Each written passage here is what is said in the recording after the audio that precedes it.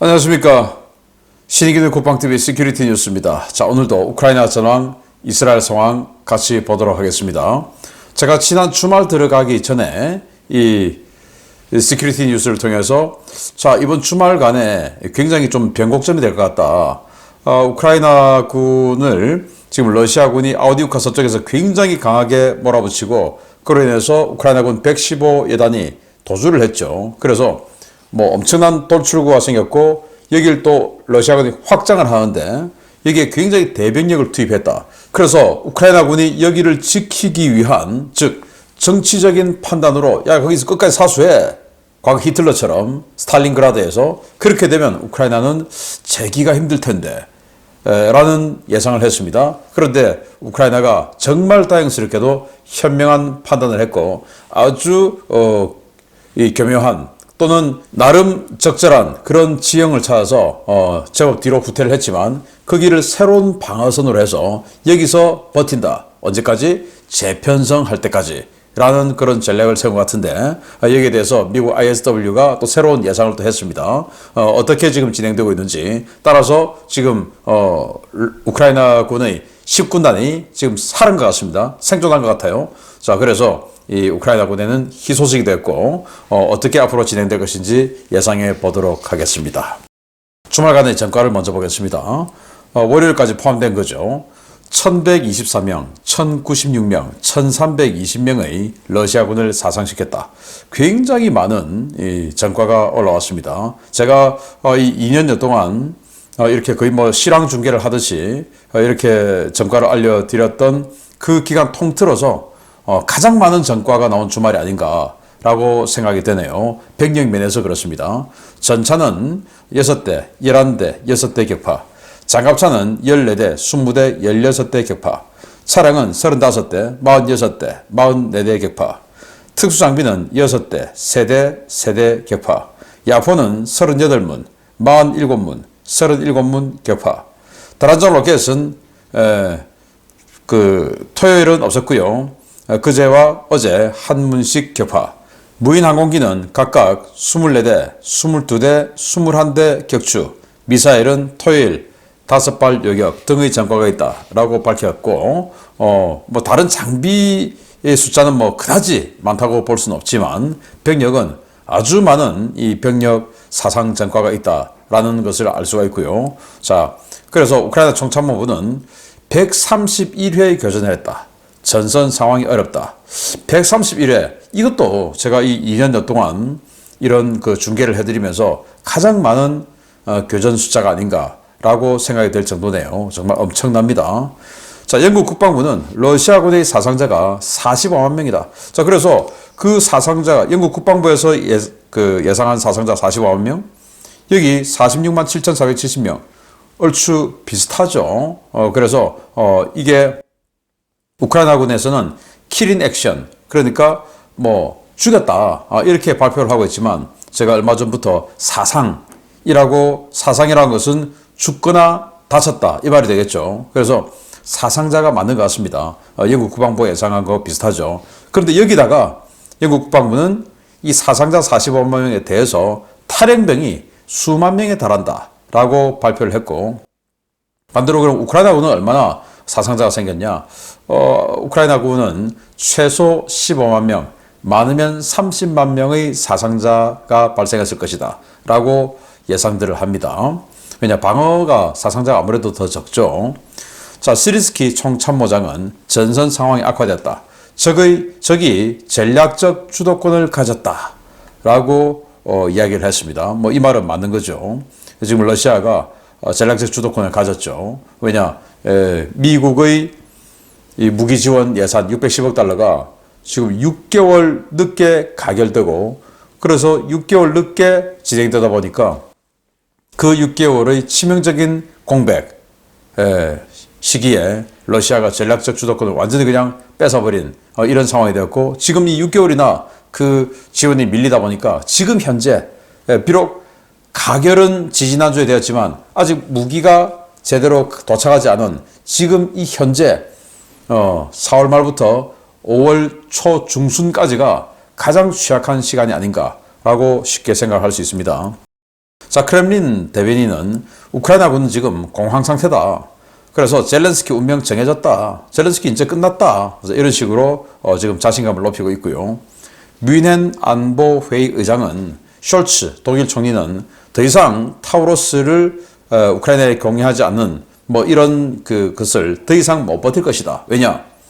미국이 6개월간은 할 말이 없었죠. 자기들이 지원해주지 못하고 있으니까. 그래서 그냥 마음속으로만 좀 해주지 이렇게밖에 할 수 없었지만 이제는 610억 달러라는 어마어마한 돈, 감히 독일이나 영국, 프랑스 같은 이런 나라도 감히 상상하지 못하는 이런 엄청난 돈을 1년에 지원해주는 예산을 가결시켰고, 그리고 1000발이 넘는 에이테킴스 탄도미사일을 지원해주기로 했기 때문에 야, 우리가 이렇게 하는데? 그리고 또 뭐 이탈리아 같은 그런 나라도 독일 입장에서는 이탈리아가 눈 아래로 보이겠죠. 그럼에도 불구하고 스톰 섀도우 미사일을 이탈리아마저도 지금 전해주는 이런 상황이 됐기 때문에 숄츠가 과연 타우러스를 안 주던 것을 버틸 수 있냐? 왜? 이제 미국이 지금부터는 이제 줘라 하고 푸시를 할 테니까 못 버틴다.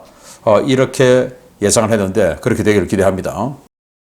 젤렌스키 대통령은 EU 가입 협상 시작을 위한 모든 조건을 충족했다. 뭐 이런 것들이 청렴도 뭐 등등이 되겠죠. 독일에서 훈련을 받던 우크라이나 군인 2명이 외출을 나와서 산책을 하고 있었답니다. 그런데 러시아인이 와서 칼부림, 완전 칼로 나도질해서 2명이 죽었다고 합니다. 그런데 그 러시아인은 체포를 했는데 체포하고 오니까 러시아인이더라 라는 겁니다. 우크라이나 군사정보국은 러시아가 오렌부르크 그리고 블라디카프카스 지역의 러시아 기차역을 공격했고 그렇게 해서 열차를 파괴했다라고 발표를 했고요. 이 다 보급 관련한 열차들이죠. 또 우크라이나 군사정보국은 쿠시첵스카야 비행장에 수호이 34 전폭기 2대를 파괴했다. 드론 공습으로. 그래서 여기가 아조프의 동쪽에 있는 러시아군의 기지죠. 여기에서 수호이 34가 떠서 자포리자 전선에 근접 항공 지원, 도네츠크 전선에 근접 항공 지원, 즉 폭격해주는 이런 기지인데 여기 드론으로 때려가지고 여기 한 대, 그리고 저 끝에 저기 또 한 대 해서 2대의 수호이 34 전투기를 파괴시켰다라고 하는 발표를 했습니다. 위성사진까지 첨부했으니까 이거 완전 팩트죠. 아주 잘했습니다. 러시아는 타타르스탄 지역에 있는 카마즈 공장에 방화 사보타주를 당했다고 하는데 이 타타르스탄 이 중부 지역이죠. 러시아로 봐서. 그리고 거기 카마즈 공장이 뭐냐? 러시아의 찝차 공장이에요. 군용 찝차 만드는. 거기에 이렇게 불이 났다. 사보타주 공격을 당했다라는 건데 아무튼 뭐 여기저기 지금 이 우크라이나 요원들이 활약을 하고 있네요. 자, 이스라엘 상황 보겠습니다. 이스라엘 이 전황 지도를 보면 이 라파 지역에 뭔가 폭격이 집중이 됐네요. 아마 이게 라파에 들어가기 직전에 뭔가 공격 준비 사격을 하고 있는 모습은 아닌가라고 생각이 될 정도고, 중부 가자, 노스 가자 지역은 뭐 적당히 평소보다는 많지는 않다라고 할 수 있는데 라파 지역엔 꽤 거센 공격을 한 것을 볼 수가 있고요. 전사자는 없습니다. 네타냐후 총리는 이집트에 라파 작전 개시 전 마지막 기회 준다 라고 하마스에 전달 좀 해라 라고 요구를 했다 라고 말을 했어요. 그래서 이제 라파 군사작전 자 승인했다. 그런데 들어가는 이제 초일기에 들어갔다. 언제 들어가냐? 6월절 마치면 들어간다. 이제 6월절 이제 마치죠. 그래서 하루 이틀 내에는 이스라엘군이 라파에 직접 진입해서 이 가자 지구 군사작전의 거의 마지막 단추를 꿰는 작업에 들어가지 않을까라고 생각하는데, 자, 우리 진짜 이제 들어간다. 그동안은 유럽이 말리고 미국이 말리고 해서 못 들어갔는데, 이 이란의 반격을 그냥 딱 미사일 한 발로 해서 S-400 레이더 하나 파괴하는 것으로 가름하면서, 즉 확전을 방지해주면서 미국으로부터 이렇게 라파에 들어간 거 인정받았다 이제. 그래서 우리 들어간다. 그런데 들어가기 전에 니들 마지막 기회 준다. 그러니까 항복해라. 라고 제네다오. 라고 했더니 I24 언론에서 하마스가 협상에 긍정적이다. 33명 석방 가능성 있다. 라고 또 보도를 했어요.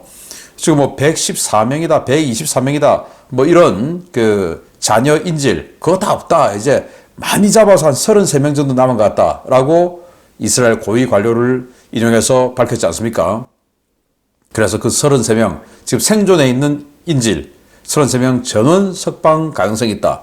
라고 하마스가 뭔가 협상에 좀 긍정적이다라는 거예요. 왜? 지금 이스라엘군이 진짜 들어올 것 같으니까. 그러면서 하마스는 아니 카이로에 협상단 보냈는데 협상하고 있는 중에 라파 공습을 했다. 이렇게. 그래서 27명이나 사망했다. 이거 도대체 뭐한 짓이냐? 라고 하면서 뭔가 지금 협상을 지금 계속 하고 있는 것처럼 보여지죠. 이건 아마 라파에 못 들어오기 위한 시간 끌기 작업이 아니냐라고 저는 보이는데, 제 눈에 그렇게 보이면 네타냐후 총리를 비롯한 이 이스라엘 전쟁 지휘부 눈엔 당연히 더 보이겠죠. 이 좌파들, 그리고 독재 세력들, 그리고 불량 세력들의 이런 이 말로만 하는 이런 시간 끌기, 그리고 약속 지키지 않는 이런 진실성 없는 이런 것에 속지 않기를 바랍니다. 자, 스모트리치는 재무장관이에요. 굉장히 강경한 재무장관이죠. 네타냐후 총리의 연정 파트너입니다. 그래서 네타냐후 총리가 만약에 라파 작전 취소하면 정부는 없을 것이다. 즉 우리 연정을 깬다. 우리가 연정 깨고 나가면 이 네타냐후 정권 과반 무너지는 거 아니냐. 그러니까 절대로 라파 작전 하기로 한 거 취소하지 마. 라고 이 초강경파인 스모트리치 재무장관이 경고를 했습니다. 자, 이스라엘의 언론 하레츠인데요. 뭐 거의 우리나라로 치면 경향신문, 뭐 오마이, 프레시안 이 정도 스탠스의 그런 언론으로 제 눈에 보이는데, ICC 국제형사재판소가 네타냐후 총리, 갈란트 국방장관, 할레비 총참모장 이 세 사람에 대한 체포영장 발부가 예상된다 라고 하면서 그걸 막기 위해서 미국과 이스라엘이 계속 이 ICC에 압력을 넣고 있다 라고 지금 이 현 총리와 국방장관 또 총참모장을 체포영장 발부하라는 부채질을 하고 있는 이스라엘 언론입니다. 야, 이거 우리나라에도 이런 언론 있죠. 자, 블링컨 국무장관 미국이죠. 사우디아라비아 방문해서 빈살만 왕세자를 예방한다라는 건데 휴전협상 문제를 논의한다라는 건데요. 지금 이 빈살만 왕세자 굉장히 불쾌한 상황이에요. 왜냐? 지금 라파를 치면 누가 봐도 후티가 홍해를 거쳐서 이스라엘 공격하는 것이 딱 그냥 답이 나와 있는데, 이런 상황에서 비록 오랫동안 작전을 하긴 했지만 홍해에서 아이젠하워 전단을 빼버렸어요. 어떻게 하자는 거냐? 그러면 아이젠하워 전단을 빼버리면 이 홍해 연안에 있는 제다 위험하죠. 그리고 홍해 끝자락에 있는 네옴시티 위험하죠. 안 그래도 네옴시티 지금 투자가 잘 안 들어오고 있는 마당에.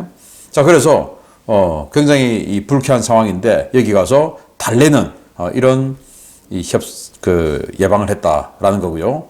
미 중부사령부는 홍해에서 후티 드론 5대와 성공적인 교전을 했다라고 이야기하는데 이게 도대체 말이냐 뭐냐라는 생각이 드네요. 이 후티 드론 5대를 격추시켰다. 뭐 이게 아니고 여기 미 중부사의 보도자료예요. Successfully engaged. 뭐 성공적인 교전을 했다. 5대의 드론하고. 그러면 성공적으로 했는데 격추했다 이 말도 없어요. 이 말이 뭔지 하여튼 애매한. 이게 지금 항모전단이 빠지다 보니까 이런 상황이 발생하는 것 같습니다. 자, 미국은 무슬림 폭력을 막겠다라고 나선 백인 민병대들을 대규모 체포했다고 하는데 여러분들 기억하실 겁니다. 몇 년 전에 이 트럼프 전 대통령이 낙선을 했을 때 그때 민병대들이 이제 보수 민병대들이죠. 그 미국은 무장하고 있는 민병대가 있습니다. 그 사람들이 총을 들고 어디 집결하자 막 이런 이야기들이 있었는데 그 민병대들이 도대체 이 무슬림들이 우리 미국에서 지금 뭐 하는 거야? 저 사람들 저렇게 하지 못하도록 해야 되겠다. 왜? 공권력이 제대로 안 되니까. 그래서 총을 들고 나가면 오해받을 것 같아서 총은 다 놔두고 방패만 들고 나가는데 이 경찰들이 와서 니들 지금 뭐 하는 거야? 하고는 다 잡아갔답니다. 아니, 무슬림들이 이렇게 빨리빨리 잡아가면 더 좋았을 텐데. 자, 그리고 이런 상황에서 이 콜롬비아 대학 점거했죠. 그게 아직도 점거하고 있어요. 지금 일주일 됐는데. 그리고 여기는 하버드 대학인데 뭐 미국 대학 보면 이 큰 성적이 이렇게 지렁지렁 걸어놨지 않습니까? 그걸 이렇게 이 무슬림 시위대들이 여기다가 제가 이제 검열 마크를 붙여놨는데 사실은 지금 막 두건해서 복면을 쓰고 있어요. 복면. 이 사람들이 하버드 대학에 있는 이런 성조기를 내리고 팔레스타인 길을 개항하고 있습니다. 지금 이런 식으로 하고 있는데도 불구하고 경찰은 뭐 하고 있는지, 그런데 이런 것들을 하지 마라 라고 하는 민병대들만 그냥 신속하게 체포를 해버렸다라는 거네요. 미국의 노포크 해군기지 부속 군사시설, 군사기지에서 차량 폭탄 테러가 시도됐다라는 건데, 자, 여기입니다. 게이트 8번 게이트라는 곳인데, 여기 지금 이 속도 방지턱 같은 거 이거 보이죠? 이게 사실은 차단막이래요. 그래서 뭔가가 오면 차단막을 딱 올리는데, 뭔가가 와서 차단막을 딱 올리는데, 차단막 직전에서 이제 차량이 돌진해서 오길래 차단막을 올리는데, 차단막 직전에서 폭발을 했습니다. 폭발했다는 것은 폭탄이 있었단 말이 되겠죠. 그래서 여기를 뚫고 들어가서 안에 이 기지 내부로 들어가서 어딘가에서 자폭 돌격 테러를 하려고 했던 거 아니냐라는 건데, 이것도 무슬림일 가능성이 높죠. 자, 주요 소식 보겠습니다. 지난 주말 아우디우카 전선의 우크라이나군이 일대 위기에 직면했다는 소식 전해드린 바 있습니다. 우크라이나가 현재 방어선을 고수할 경우 마지막 남아있는 주력 부대를 모두 소진하게 될 가능성이 높다는 우려를 전해드린 바 있는데, 다행히 우크라이나가 공간을 내주고 병력을 살리는 판단을 한 것으로 보이는 움직임이 관측되었습니다. 러시아군이 아우디우카 북서쪽 오체레틴의 정착촌을 점령한 후 후속 부대를 연속적으로 투입해 오세르틴의 서부 보브차강 일대 우크라이나군 주력 부대가 큰 위기에 직면했지만, 최근 철수 명령이 내려져 주력 부대들이 후방으로 이동 배치되고 있다고 현지 오신트 소식통들이 4월 29일 리포트했습니다. 소식통들은 러시아군의 공세가 강화되면서 이 일대에서 격렬한 전투가 벌어지고 있다라면서도 현재 이 일대 방어작전에 투입된 주력 부대들 상당수가 위치를 조정해 후방으로 철수하고 있다라고 전했습니다. 우크라이나군의 이번 조치는 러시아군이 오체레틴의 정착촌 방향에만 4개 여단 3만여 명 이상의 대규모 병력을 투입해 파상 공세를 펴고 있는 것에 대한 대응 차원인데요.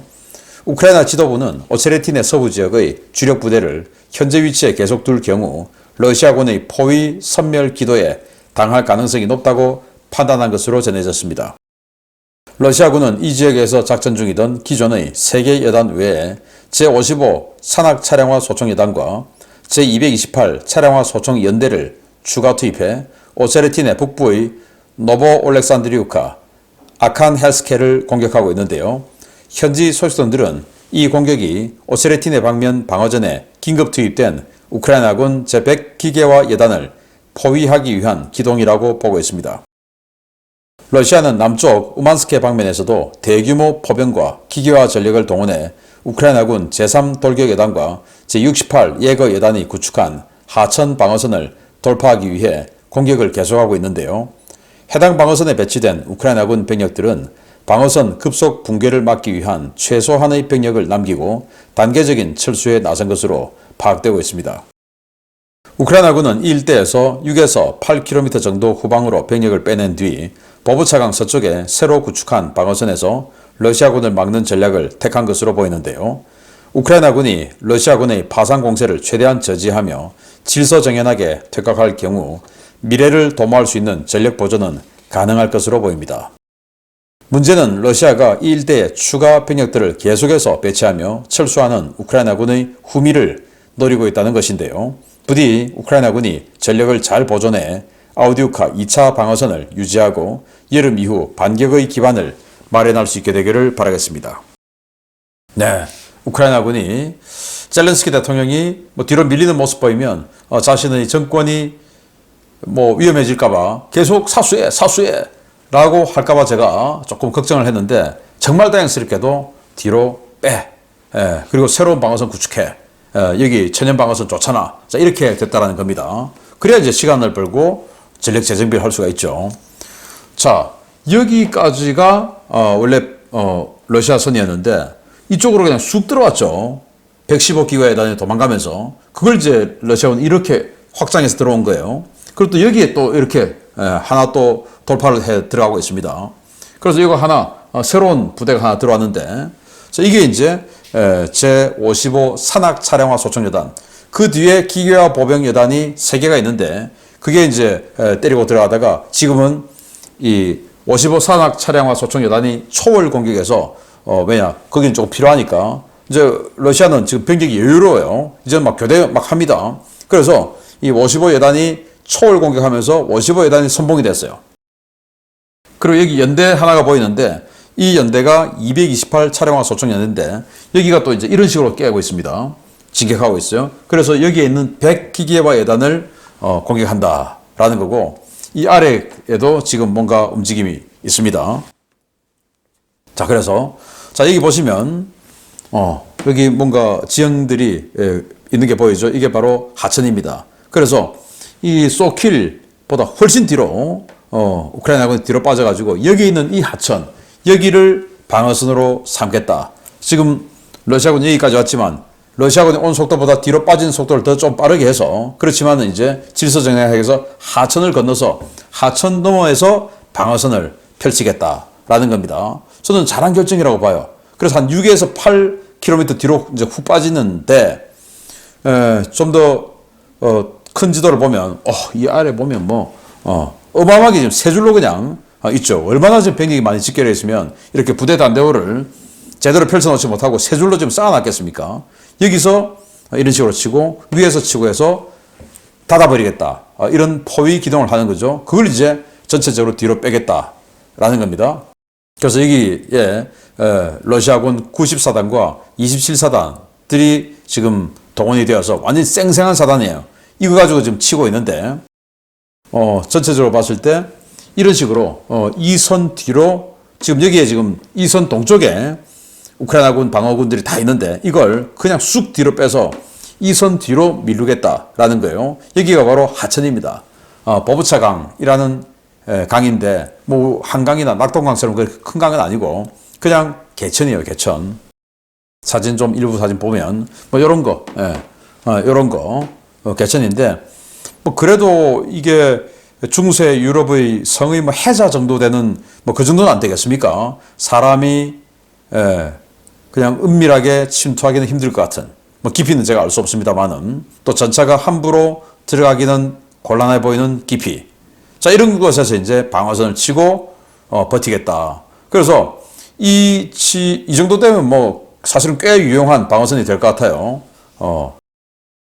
그래서 이걸 전체적으로 보면 지형이 이 방어선 지형이 아주 낮습니다. 그리고 서쪽이 급격하게 높아지죠. 그래서 아우디우카에서 그 아우디우카라는 곳이 살짝 고지대에 있으면서 도시가 형성되어 있었죠. 그 고지대 도시를 중심으로 해서 2년을 우크라이나군이 버텼는데 여기 하천을 중심으로 또 하천 뒤에 또 고지대죠. 하천과 고지대를 바탕으로 해서 6개월 버텨라. 그러면 지금 미국에서 지원되는 이런 전력들 이제 다 들어와서 재편성하고 다시금 해볼 수 있다라는 거죠. 그래서 미국 전쟁연구소 ISW는 이렇게 버티만 간다면 우크라이나군이 12월 되면 다시 대규모 재반격을 할 수 있을 것이다 라고 예상을 했어요. 6월이 되면 러시아군이 대규모 공세를 편다 라고 알려져 있죠. 그걸 우크라이나군이 6개월만 버티면 다시 공수역전이 되어서 우크라이나가 쳐나간다 라는 겁니다. 왜냐? 또 10월 지금 뭐 원래 1년치 지원 예산을 6개월 만에 지금 10월 이전까지 9월 30일까지 다 주고 다시 9월 10월 1일부터 내년도 또 뭐 한 6, 700억 달러 되겠죠. 그걸 또 지원해 주니까 이제 물량이 모자란 일은 없을 것이다 라는 겁니다. 그래서 우크라이나가 이 그 보브차강 후방에 3개 포병 여단을 배치했는데 그 중에 하나가 MLRS 다련장 로켓 여단이에요. 자, 뭐 화력은 그 정도면 괜찮죠. 단지 탄약이 얼마나 들어오냐라는 건데 미국이 지금 나서기 시작했으니까 이제 지금보다는 낫겠죠. 그렇게 해서 부디 6개월 버텨 나가길 바란다. 그렇게 버티려면 병력이 있어야 되는데 다행히 지난 주말에 우크라이나군이 최고 수뇌부가 현명한 판단에서 병력을 다 살리고 공간은 좀 내주더라도 영토는 좀 내주더라도 병력을 다 살리는 방향으로 선택했다. 그래서 이제 희망이 보인다라는 소식을 전해드리면서 마치겠습니다. 감사합니다.